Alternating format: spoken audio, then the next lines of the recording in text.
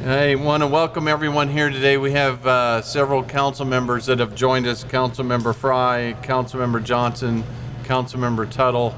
Thank you all for being here. All, I'm sure, is equally excited about what we're going to share here this morning. With me also is Michael Tan, our transit director. Michael will be sharing some remarks here shortly. He's certainly made a profound impact on our transit system in a very short time. Not the least of these additions are these 4 electric buses that we're going to roll out here that have 0 emissions. We received these buses thanks to over a $2 million federal grant. They're expected to save the city over $462,000 throughout their lifespan. That means not only are they kind to our budget, but they're also kind to our planet. As we look at ways to help our transit system be as robust as we can make it, we also want to be fiscally minded, and this addition will help us in the next crucial steps of revitalizing our transit system in Wichita. We're thrilled to be the first city in the state to feature these buses, the first city in the state of Kansas to feature these kinds of buses.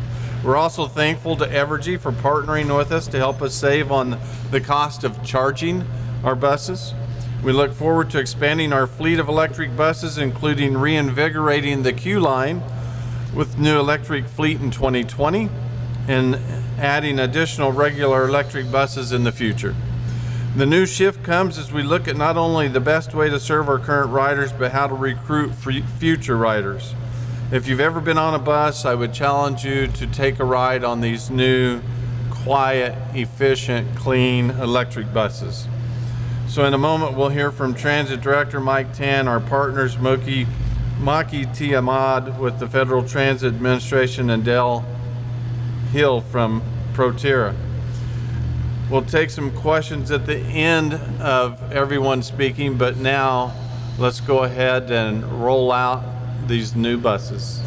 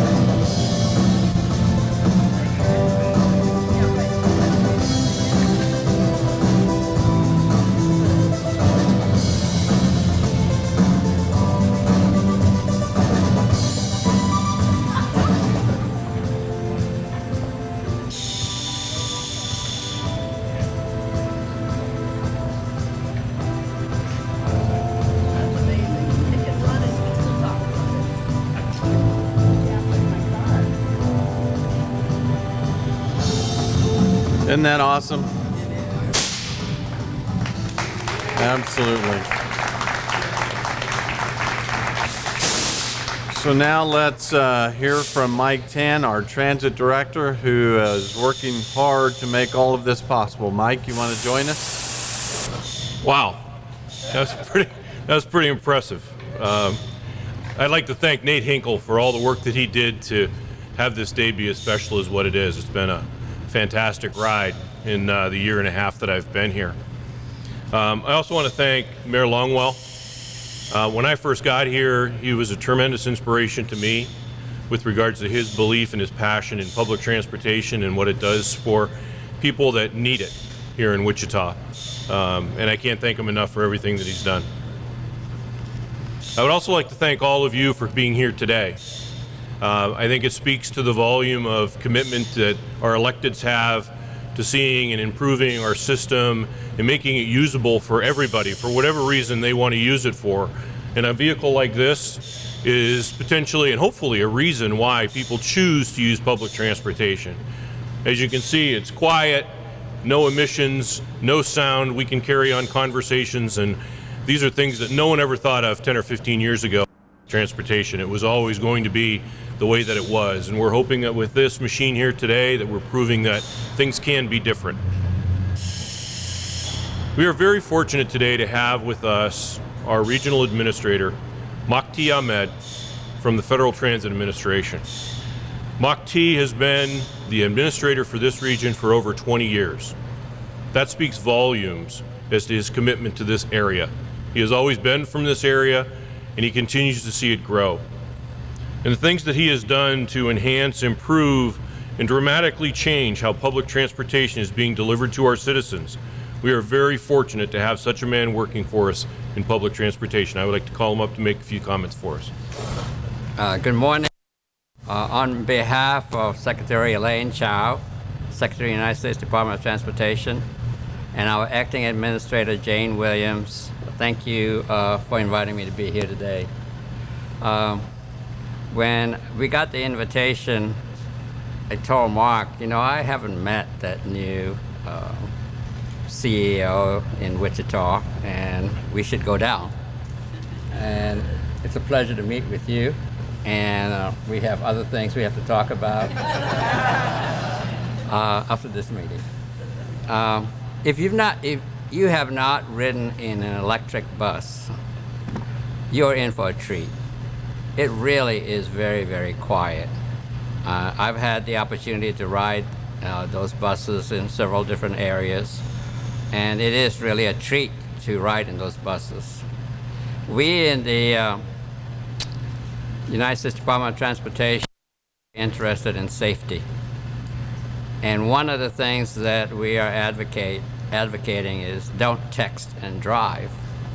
However, if you ride the bus, you will have all the time you can. It's so quiet that you can text and drive. You can even talk on your phone, but not too loud. You have to be considerate of the other passengers.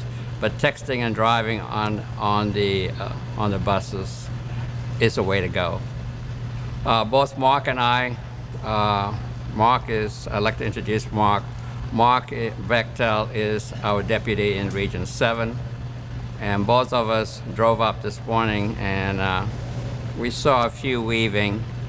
And sure enough, we had that driver with something in the hand, and we knew what was at that time. So please be safe during this Christmas season. Don't text and drive.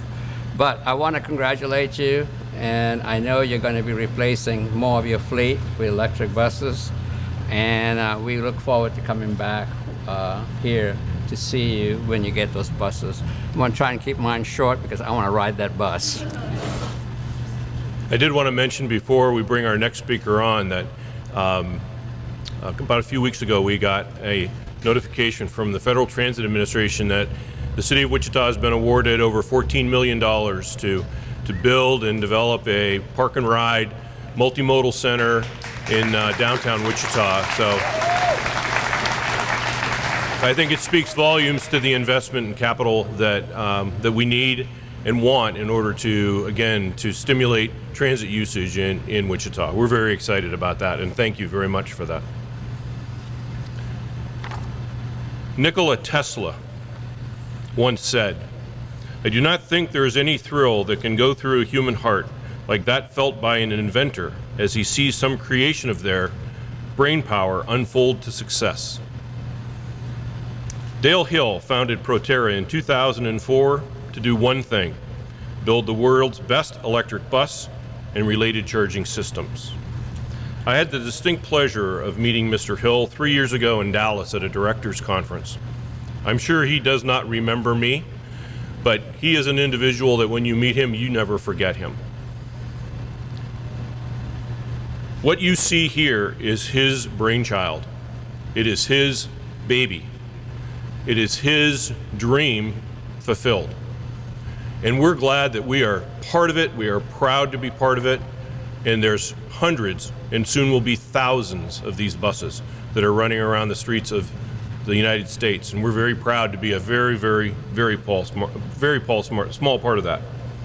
If you have a moment, speak with him, ask him questions, and you will find, as I did, an amazing man who exemplifies hard work, dedication, and belief in oneself and their purpose. We are fortunate to have him here today, and I cannot thank him and his team enough for all the assistance that they have provided in making this day happen. It is with great pleasure that I introduce to you today Mr. Dale Hill from Proterra. Man, with that introduction, I feel like the widow that when the pastor got through doing the eulogy at her husband's funeral, she went up and looked in the casket to see who he was talking about. So this is an awesome day for Wichita to be the first transit agency in Kansas to implement battery electric. It shows you the forward-thinking talent that you have on board.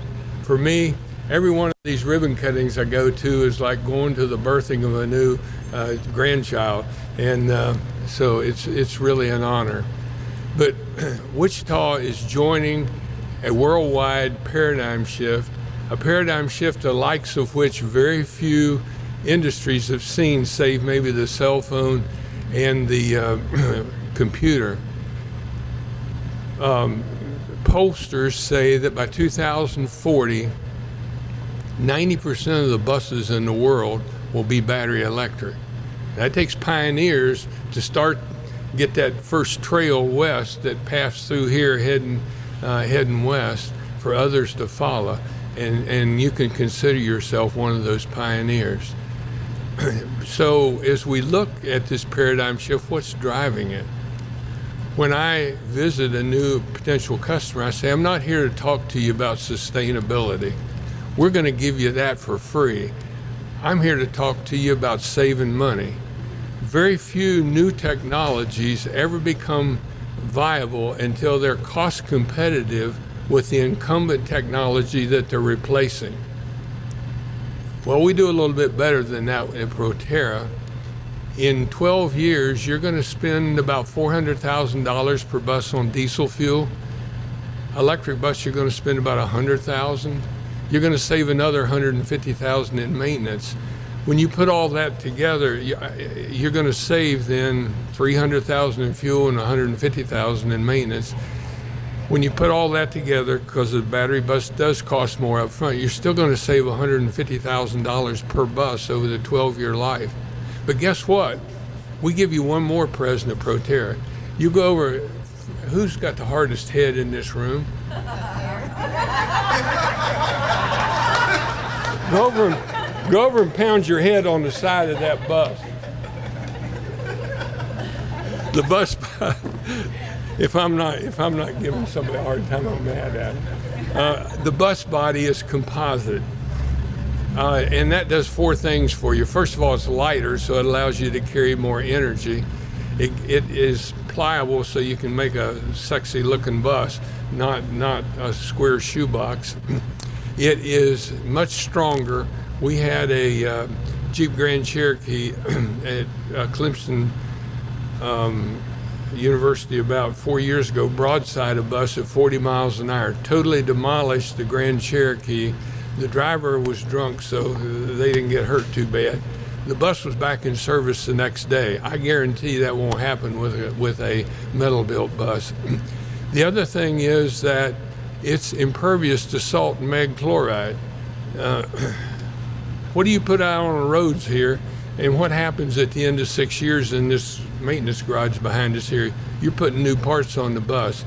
Composite is impervious to that. And by the way, we've tested that bus to infinity as far as stable testing. And I'll tell you what that does for you in a minute. And most importantly, it's a battery electric vehicle. It's got a lot of voltage on it. You're riding around with a 0.5 megawatt of power in that bus there. And so if there were ever a freak accident, you want something that's safe for your passengers, and composite is non-conductive. So that is very good. The bus was designed from the ground up to be a battery electric bus. It's not a diesel bus that we retrofitted. That allows us to do a lot of neat things like the batteries. The battery packs are about 3.5 feet by 8 feet long by 7 inches tall, and they're under the floor of the bus. So if you get hit, you're between the four tires of the bus, you're below the strike zone of the bus, you've got a low center of gravity. And that does a lot of things for the safety of the bus. And so we've tried to do a lot of things because the other thing that I need to tell you about Proterra, we're vertically integrated. We're not an assembler of components. We design those components and we build the vehicle from the ground up. Technology is moving so fast today. I take my cell phone out. Every year they wind up giving me a new cell phone because I wear this one out, and the technology is moving so fast. If we have to rely on, if a new battery technology comes out, we can run that through our lab in 2 or 3 weeks and we know if it has any viability. We don't have to wait on an outside firm to develop that technology and test it before we start experimenting with it. We do that in-house. And so that allows us to respond much faster to technology. So we got this paradigm shift going on. Because Proterra is the one that started this paradigm shift, and I'm very humbled to think that an old hillbilly from West Virginia was able to be a part of that. We now have well over 100 customers in 43 states, including Alaska and Hawaii, 2 Canadian provinces. Last year we sold and delivered more buses than all the competition combined. I'm sharing this with you because every time I buy a new television or a car, I quiz myself, did I do the right thing? Did I make the right decision? It drives my wife crazy, but she's been used to it for 53 years. So, but anyway, you made the right decision. Proterra now has well over 100 customers, 43 states. We've delivered 450 buses. We have another 450 on back order. We've accumulated nearly 11 million fleet miles of service. And so, yes, you made the right decision. And the other thing I'm proud of, the FTA funded the starting of Proterra, and I was just sharing it with our friends here from the FTA. Of all the hundreds of millions of dollars the FTA spent on research and development, the only product that's gone to commercialization on any scale is this bus sitting behind you. And I'm very proud of the relationship and the working relationship we've had with the FTA. It would not be, it's a perfect example of what could be done if the right public partnership is put together. I have trouble with my P's. So anyway, I want to thank you for the opportunity to be here and share this day with you, and I want to welcome you to the Proterra family. Thanks so much. Thank you, Dale, and you can tell he's very proud of his bus, and he should be. And they're very affordable because he's only charging us by the battery, not by the spoken word. So before we jump on here and take about a 15-minute ride over by the ballpark, I want to invite the council, Dale, Mike Tan, and whoever else you would like to bring up, our federal partners, to cut the ribbon. 3, 2, 1.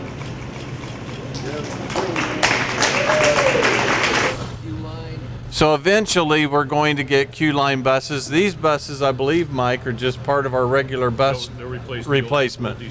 But the plan is in 2020 to replace the Q-line with electric buses also. Have there been any emissions reviews done? I mean, how much of a footprint is this going to have, say, over the next year? You want to talk about the carbon footprint that this might have over the next year? Well, I can tell you that the 400 buses that we have out there have saved 50 million tons, or 50 million pounds, of CO2 in the last 8 years that they've been in service. I can't remember what the exact figure is per bus, but it's very significant. So our carbon footprint obviously is dramatically reduced, and because we have a great partner in Evergy that continues to focus on renewable energies, in Kansas our carbon footprint is even less. Can you share how many people can ride on the bus? What does this bus hold? The bus has seating for 29, but actually with standing it'll handle 55. Other questions? Where will this bus be used? All over the city, or is it going to have These buses will be used all over the city in regular line service. So after we go through the shakedown and get everything up and get everybody trained, then we'll be putting them through. But our plan will be, actually we'd like to create an app that will show and then show on our website the routes on particular days that they're on, so when people want to ride them, they'll know where they're going to be at. Any other questions? We do have our partners from Evergy that are here. I know Jeff Beasley, Don Sherman. Don Sherman is going to demonstrate how quietly these buses can roll over someone. Maybe not. Yes.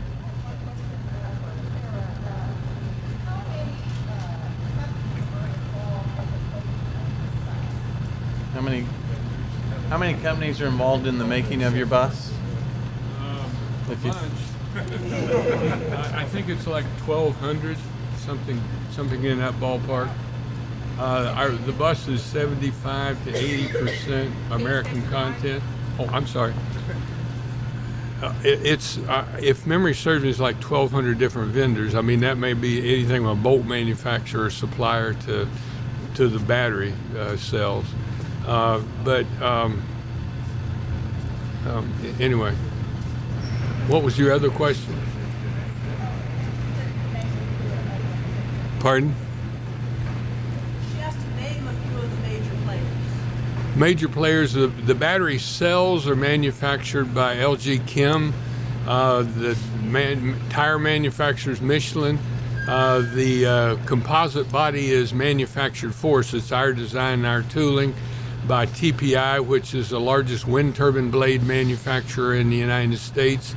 They have a big plant in Iowa, and this body was made in Iowa, by the way. Let me think. The doors, they're all standard bus manufacturing components outside of the drivetrain. Thank you. How much was this bus? Pardon? The cost of this bus, Mike? This bus here, minus the battery pack, was a little over $530,000. With the battery pack? The battery pack actually is on a lease, so that battery pack will be replaced in 6 to 7 years because of we're leasing it, and then that comes out of what we would normally spend on diesel fuel and whatnot. A portion of that goes to lease the battery. Is this something that you have to charge throughout the day, or will those battery packs pretty much run the bus all day? Those battery packs will run the bus all day, and those chargers that are behind you there will actually charge the buses at night. Our partners at Evergy, Don Sherman, have been fantastic. We actually are going to have an extremely reduced rate between 6 p.m. and 6 a.m. when we're doing charging of these buses in all of our electric buses, and that applies to every electric bus that is ever deployed in Kansas. So this is a fantastic opportunity for electrification of transit systems statewide because of what Evergy's doing. So how much is that discount?